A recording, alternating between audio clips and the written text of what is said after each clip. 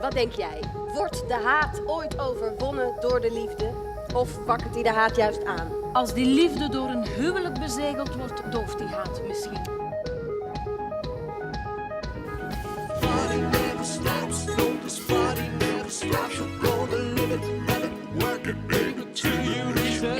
Mijn hele wezen begeert de dochter, het enige kind van de rijke Capuletti. En zij begeert eveneens met hart en ziel mij, het enige kind van de rijke man Montacchi.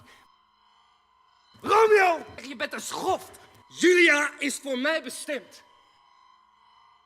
Thebaldo, die is dood. En Romeo, verbannen.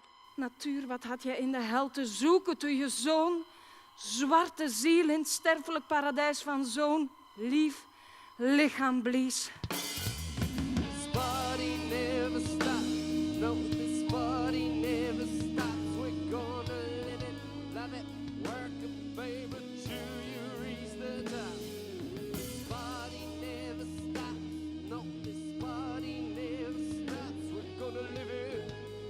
Work it, baby.